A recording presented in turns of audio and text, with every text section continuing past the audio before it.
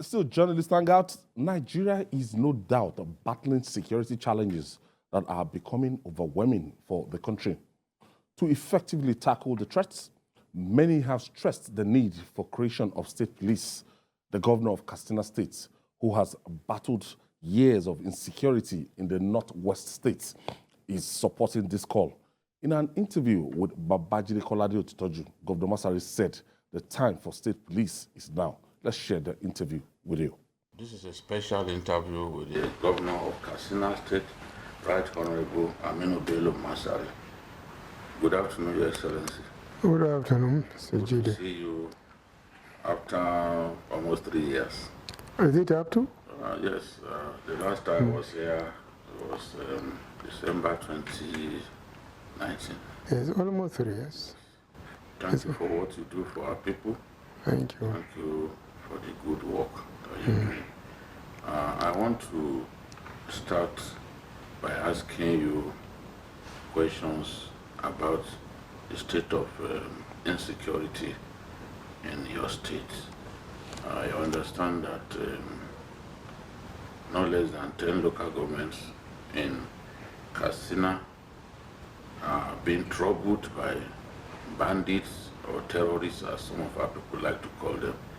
I was told that some district heads have even relocated to Katsina town. What is the present state of things with regard to security?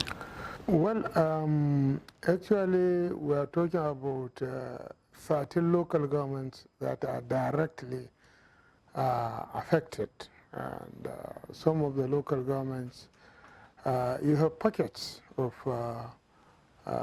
criminals, bandits in some pockets of local government. They have not been a threat, actually, when you look at what is happening in the 13 local governments bordering the forest area from border with Niger, Zamfara, Kaduna, axis. You find that we have 13 local governments that are directly affected. The situation is still very bad, in the sense that the banditry is taking a different dimension, which we have already highlighted a long time ago, that now the local community are the ones that are mostly involved. Sedentary Fulanis, of course, and some other villages are deeply involved. And surprisingly, even women are involved. Yes, in supplying information as informants that go inside houses to see what the women have. And also some women do buy essential commodities for them. Take them into the forest? Take them to the villages, into the forest areas. And also another dangerous development, which is very difficult to talk to villagers to stop it, making local arrangement with the bandits. You don't attack us, but we can go outside and attack others. This is what we have seen in some of the communities that the bandits have allowed to farm. But we saw some improvements in terms of response by both the military and the police. And also we have seen military with some equipment, and the police also, even the most recent, we got 3 APCs from the police that we repaired in Abuja, and they have also sent about 5 Reiki vehicles. So we are seeing some slight improvement, but really it has not addressed the fundamental issue that we need to safeguard the rural communities. But unfortunately, even some of the rural communities are not helping matters.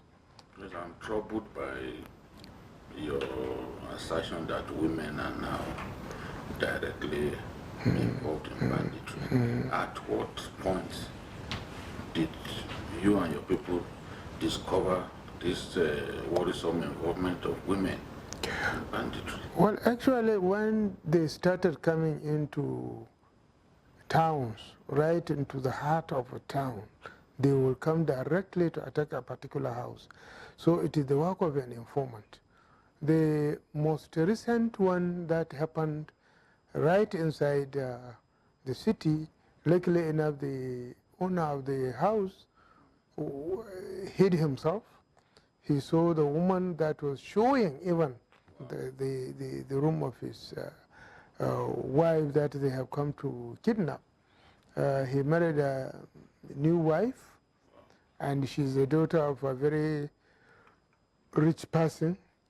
So she was the target, and they were able to pick her, but the police confronted them with the vigilantes, and they had to abandon the lady and run for their lives. So we saw, and even of recent, we are tracking some women that seem to come to town and go back to their villages, and also visit some of the local communities that are seriously being suspected.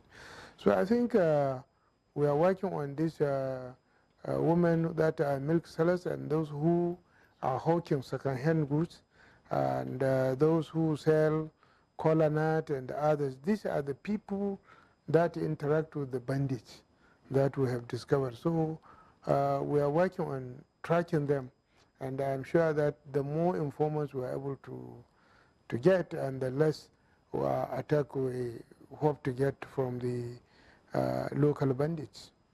How much of a distraction is banditry to you in the desire to deliver dividends to democracy to our people? Look, Mr. Jide, if you take how much we are spending every month to support security agencies, if this money is free, that we can employ it in education, in healthcare, a lot. We would have done more than what we have promised the people to do. But a lot of diversion of resources, our time, our energy towards addressing this issue of our people that are daily being killed and daily being displaced. Imagine a whole community being displaced. They have to be fed, they have to be sheltered. You know, the enormity of expenditure on states that are confronted this is so huge. That's why we can't even move. We have to stay, because what I realized that there are two, even if you cannot help somebody, sympathize with him. It helps, so that he knows that you care, because that's why we're here. That's the purpose of our being here. Otherwise, what is the use? A lot of money goes in. A lot of money, a lot, huge sum of money. We have to write to House of Assembly for a special provision. We met with the leadership of the House in order to do certain things for the operation of the security agencies, also certain immediate support that is not captured in our budget to the communities that are affected. For example, this Shinfida, we have spent over 100 million to simply provide simple roofing so that the people can go back. But we still need to do more for them to be properly settled back into their villages. There are thousands. And Shinfida is not the only village.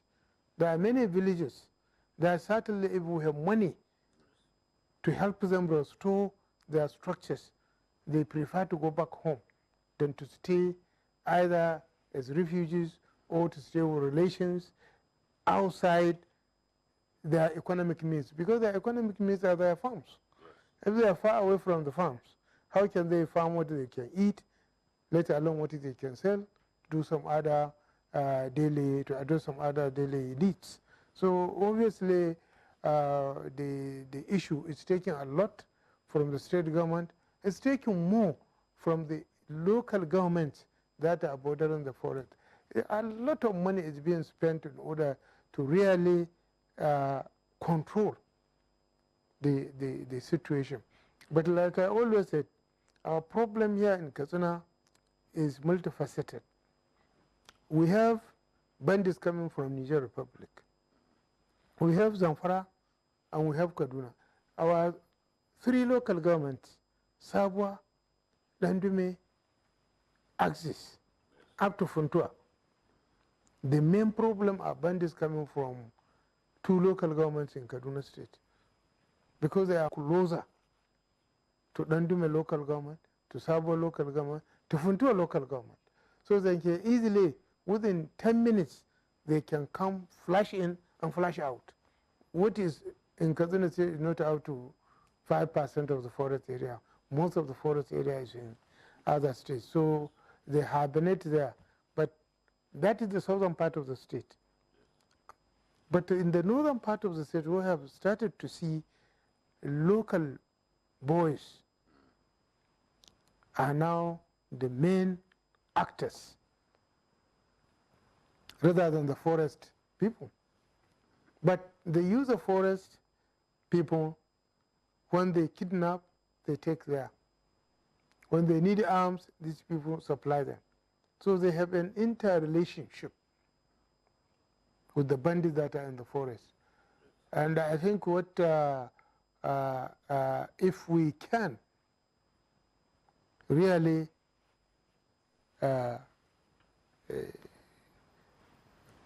attack the camps of the leaders, because that's the key word. If you just attack them, then obviously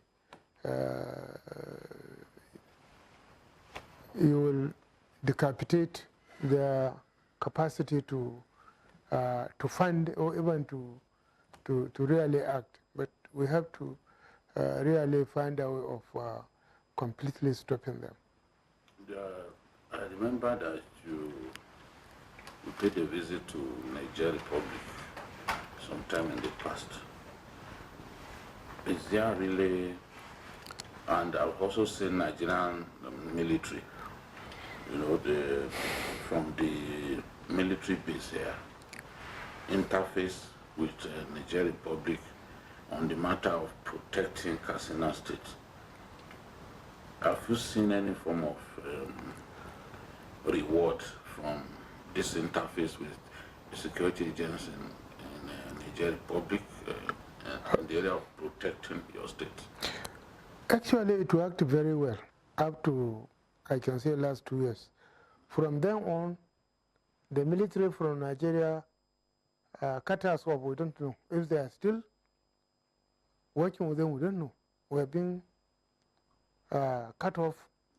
And even from the angle of the Nigerian, that we used to hear, they are now more relating with their fellow armed forces than us. What we are relating with them is on the issue of hardest farmers. I can safely, until last two years, the relationship between our armed forces, we were aware, we were being informed, but now. But to be fair to the Nigerian authorities, that border, really they are helping us greatly. And they are the ones that help us even during the mistaken tactical withdrawal of the military from Shinfida that created the problem. It was a wrong move when we said it shouldn't happen, but it happened. And what caused the problem in Shinfida was the withdrawal of the military from the Shinfida base. It was a tactical mistake that was done by the military that created the problem in Shinfida. Their response to the killing of soldiers, the bandits. Look, then what happened? Did the killing of soldiers stop?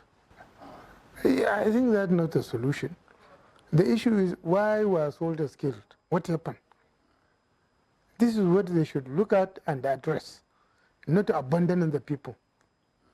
And look at the cost of abandoning the people. They came and sacked the whole of the village, destroyed everything, removed roofing sheets, removed doors, whatever was useful, destroyed the school system in there.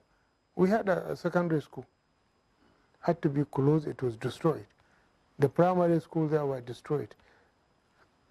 What was the gain of the military withdrawing from the Shinfida? It was a tactical mistake that was rolled, that cost lives, properties, and the dislodgement of many people in Shinfida that I believe you have gone unseen. Now, I know that you have been trying to set up a security outfit that will be able to confront these security challenges. I know also that you enlisted the support of the police in training the men that would be recruited into that security outfit. How have you gone in this regard? You know, we have two systems. One is the vigilante system that initially we recruited 500 that were trained by the military and the police in handling of firearms, how to defend and protect themselves. They have graduated. They were given arms and ammunition under the police custody and police instruction.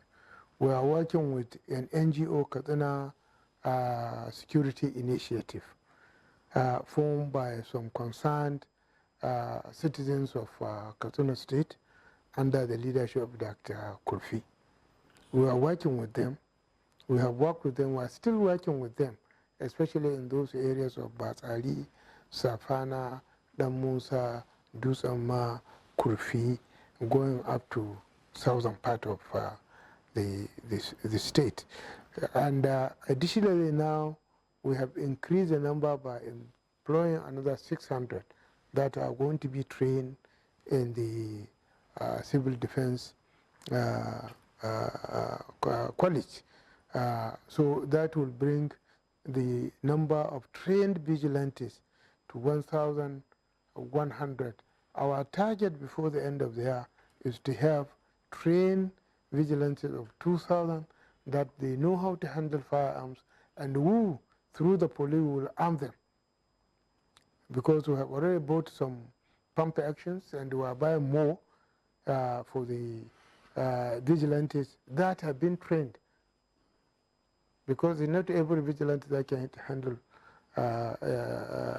firearms. And those that have been trained are screened. We have all their biometrics. So we don't take chance putting arms and ammunition in the wrong hand. And all the vigilantes we are employing are employed through the collaboration of the traditional institution where they come from.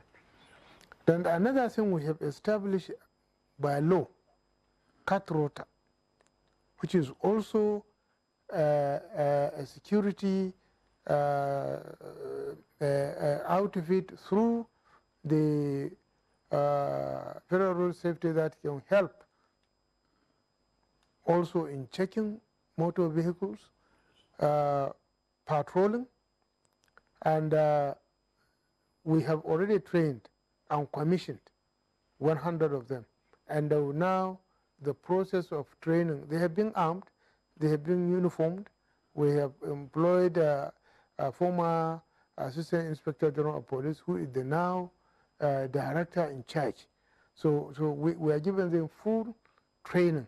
And even that, before the end of the year, we have a reservoir of 3,000 restoration vanguard youths that are helping in providing security, especially for public functions in all the local government. There are over 3,000. So this is a reservoir from which we are recruiting. Those that are employable among them, we will employ them and put them under this cut rota so that they become useful. Because even now, the over 3,000, we are paying them stipend every month. So these are the two. And the third one is the one that we are doing under our new local government law that provide for three-tier security system at ward level, local government level, and at state level. We have that involve all influential communities in the rural communities, like the head of shavers, like the head of butchers, like the head of motor park, anybody, the youth leader in every community is a member of this community security outfit. Then through the judiciary also established alternative resolution, dispute resolution centers.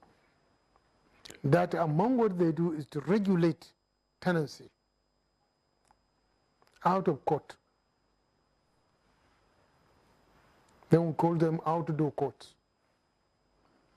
That to provide settlement under the Chief Judge of the state.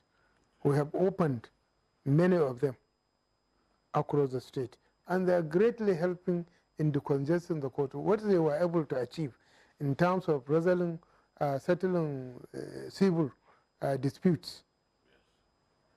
In 6 months, they have done what the judiciary has not done in more than 5 years.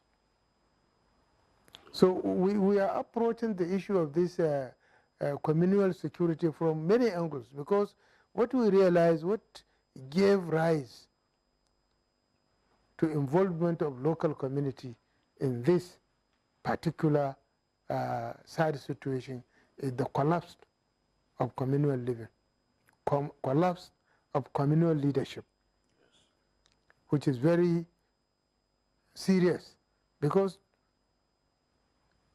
immediately after the local government reforms, when the district area and villagers were stripped of responsibilities, a vacuum was created.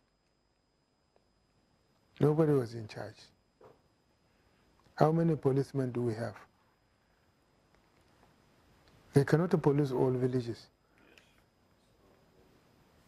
And they don't have even the equipment and the logistic requirements to cover the state, which has over 7 million population, with a police force that is not up to 5,000 in the state. That's 3 local governments. 34. 34 local. Wow. In some local governments, like Kurfi local government, we have 34 policemen with only 10 functional guns. The whole local government? Yes. And in that local government, you have over 100 villages. We're not talking about settlement of 34 policemen. For 100 villages? More than 100 in one local government. Hundreds of thousands of people. The population of Katsina projected is getting to 80 million now. So even if you have 7 million with 5,000 policemen, what is the ratio? 1 policeman to 350? Is this not why many people will say, oh, what we actually need is state police?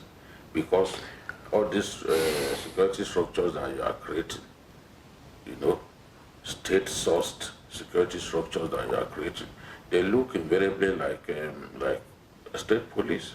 So why can't we just buy the bullet?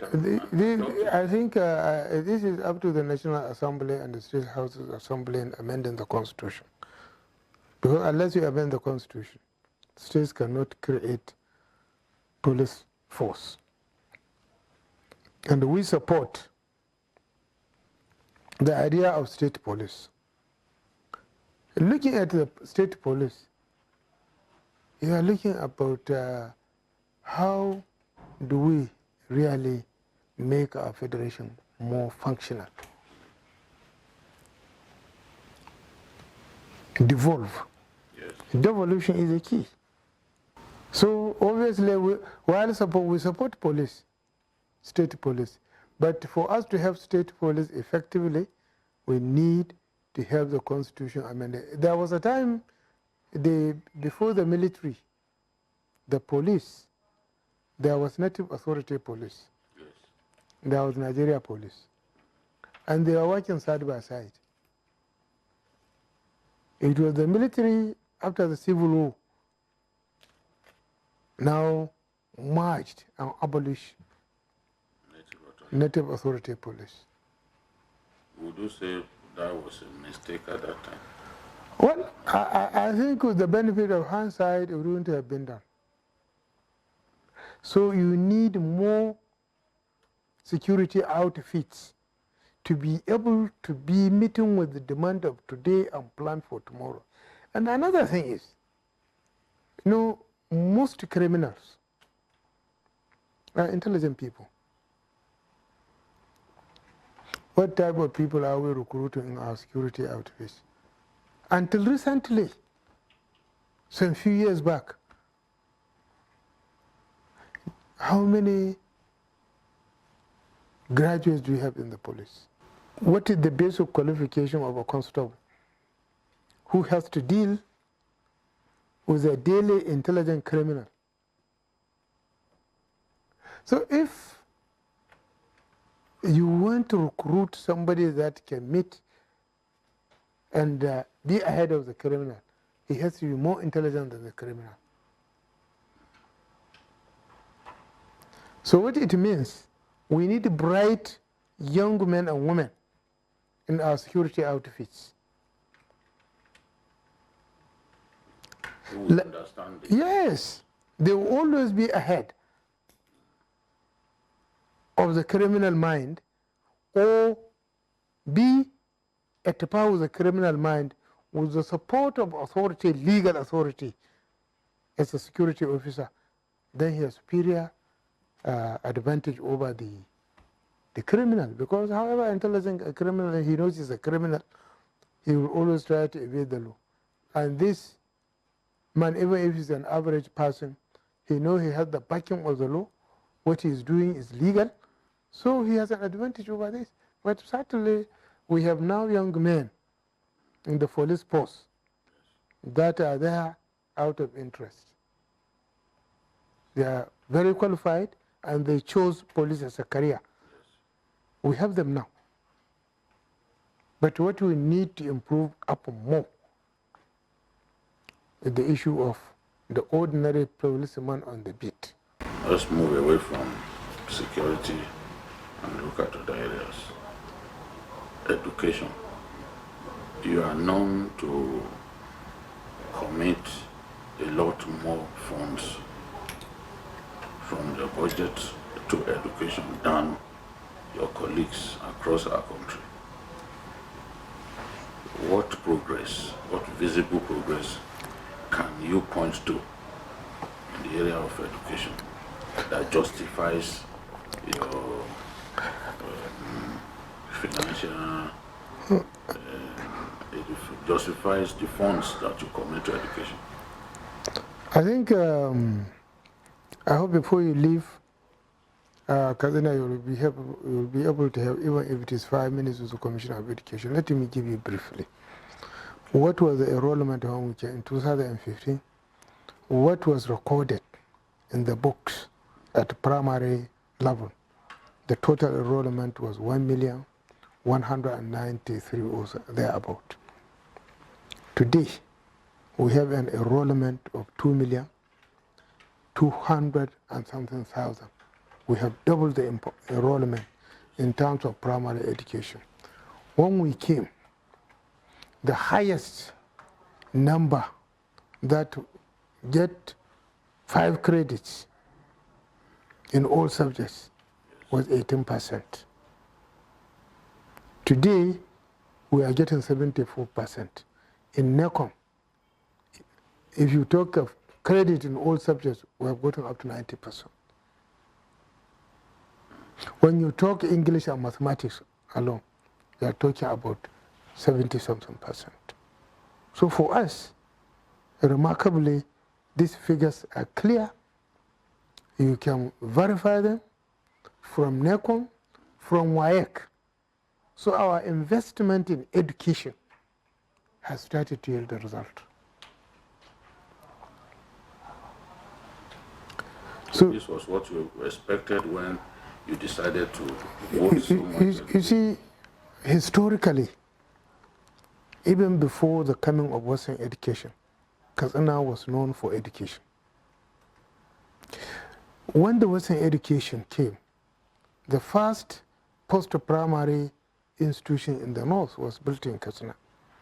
That was why the first generation of Nigerian leaders from this part of the country, and second up to the third generation, were product of Katsina education. So we were exporting manpower from Katsina. We were exporting manpower. Katsina was known for having its people in federal security agencies. That's why we had 2 inspector generals of police. We had many generals, including the serving president was a product of Katsina Educational Institution. Late Shehu Arado was a product. So we can see in all fields, we have provided manpower to the nation, to the northern Nigerian government.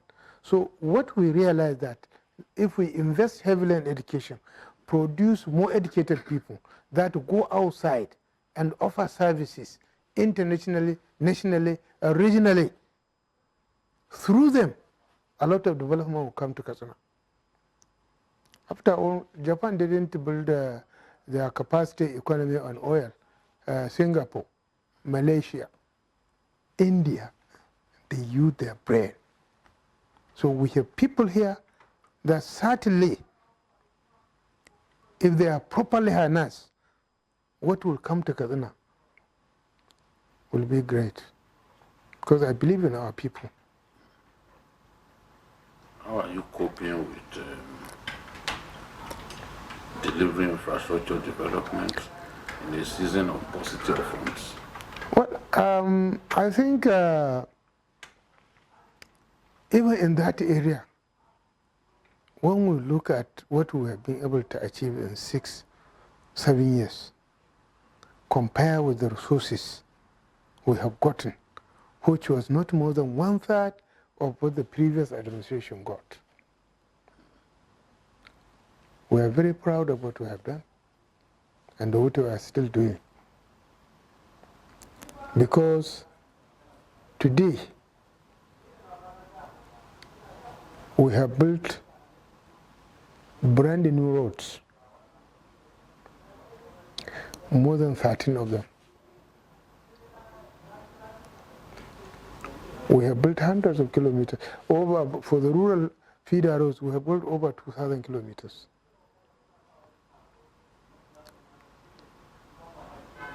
So I think for you to capture this properly, just 5 minutes, Commissioner of Works, just to give you the details. I can tell you all the roads. We don't have the time for me to start road by road, road by road. We have rehabilitated all the broken down roads. Even this GBR to Masari, we have rehabilitated it, but the bandits have made it impossible for people to use it freely. But it was fully rehabilitated. Go to Ajiwa, and go to Abusta, go to other stations of Funtua and see what we have done in Malumfashi, what we have done to improve the urban water supply system. So, in terms of delivery of what we promised the people of Katsina, I thank God that we have not disappointed, even considering the scarcity of funds that we met on ground. And the insecurity. If not because of this insecurity, despite the dwindling resources, there was a time in 2017, in November, December, I know oil price dropped to $27 per barrel. Coming out of that, after election 2020, the whole world stopped Corona. What is the level of improvement that you have caused to happen in the area of revenue generation? Well, what you see, Katsina consists of 90% informal economy. If you go throughout this, they are all informal businesses. We brought in somebody from Federal Inland Revenue. We built a new edifice, you see that. Yes.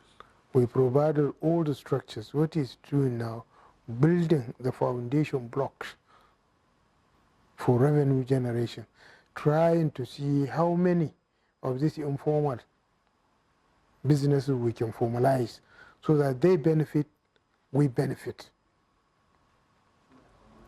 And they have commissioned consultants that are doing this work. You know, it is a society that was built in this, from 70s. Home money was not a problem, that nobody was paying any tax. To reverse that, it has to be gradual. We have a bill before the House of Assembly of reintroduction community tax and also cattle tax. Yes, that we sent the Commissioner of Budget and Planning, visited all the 34 local governments, collated information from the local people and even from the Fulani, the legitimate Fulanis, that part of the problem is that they have, we don't know how many they are, where they are, how many heads of cattle they have, how many ruminants they have. We don't.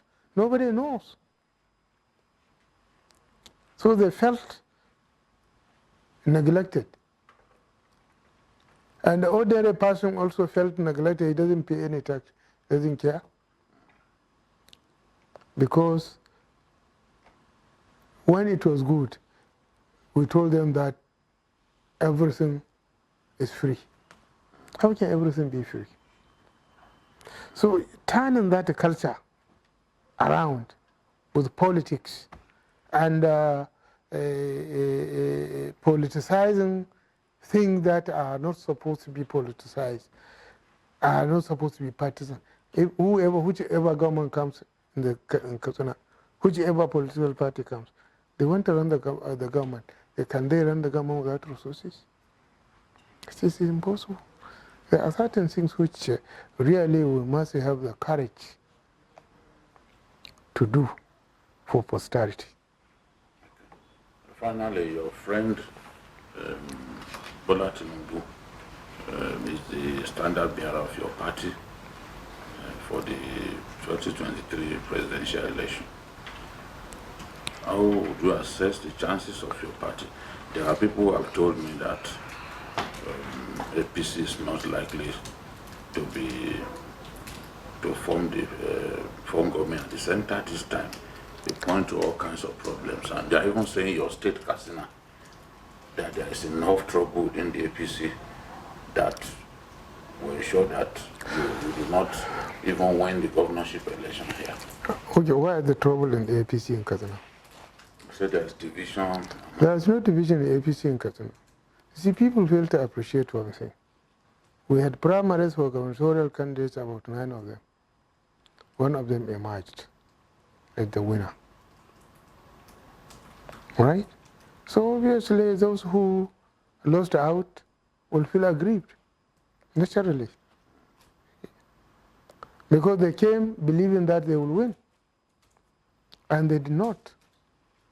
So they needed time to recover themselves. But nobody has openly declared that he has left APC in Katsina State because of primaries. What people always say is that APC governors are not team players, and their attitudes make people to even leave the party in anger. Why were we able in 2015 to bring even people of PDP into the fold of APC? And they are still very much with us. Whoever said APC government is not inclusive in Katsina State is not being sincere and honest. Like I said, today, even if saints conduct primaries, some people will still feel aggrieved, naturally. When I come for something I didn't get, I will feel it. Certainly I will feel it. you know, and more especially those who are following me, who believed that my success is their salvation. And when I lose, some of them may feel that will be the end of life for them.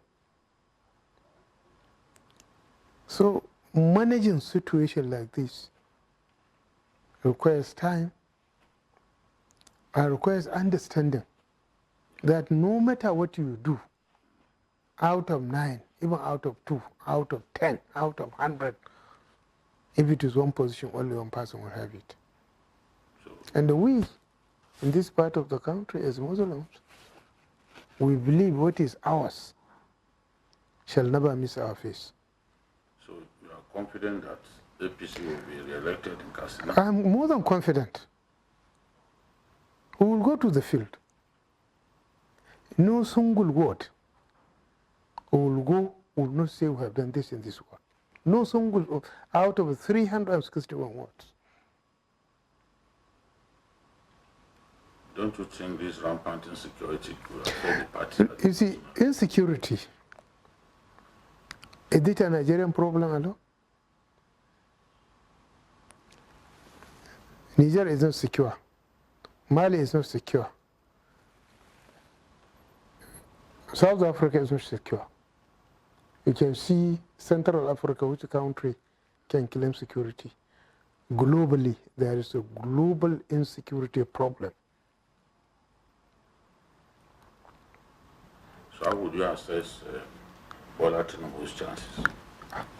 I think we are assessing his chances now. Who is better than him in the political terrain of Nigeria today?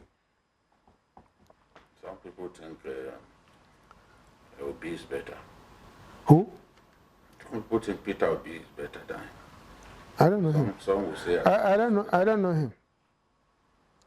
Somebody who was a governor of Anambra. You go and ask a Katsina man, the politician, how many of them know Peter Obi? This is not, we are talking about a presidential candidate of Nigeria.